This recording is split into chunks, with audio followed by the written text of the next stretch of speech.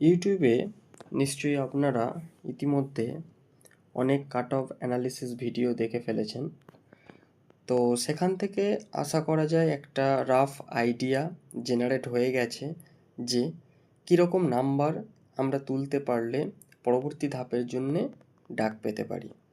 তো সেক্ষেত্রে আজ আমি এই সমস্ত আলোচনা বা অ্যানালিসিস করছি না যে কি কি পয়েন্টের উপর বেস করে আমরা বলতে পারি হাই কাট অফ যাবে কিংবা লো কাট অফ যাবে। মোটামুটি একটা এভারেজ কত নাম্বার থাকলে বা অ্যারাউন্ড কত নাম্বার থাকলে আমরা পরবর্তী ধাপে ডাক পেতে পারি সেটা আলোচনা করব আজ।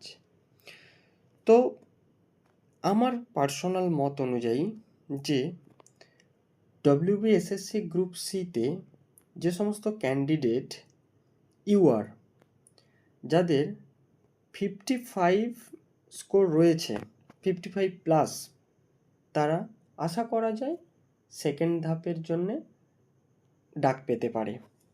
এবং OBC A, OBC B 53 plus, SC 52, ST 51 এবং ইডব্লিউএস 48 প্লাস।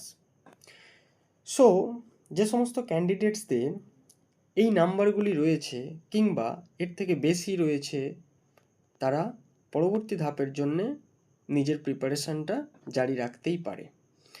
তো এবার দেখে নেব আমরা যে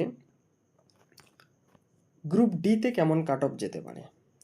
গ্রুপ ডিতে আমার পার্সোনাল অপিনিয়ন অনুযায়ী যারা ইউআর ক্যান্ডিডেট এবং 37 প্লাস মার্কস আসছে, তারা সেকেন্ড ধাপের জন্যে সেফ জোনে রয়েছে, এটা বলাই যায়।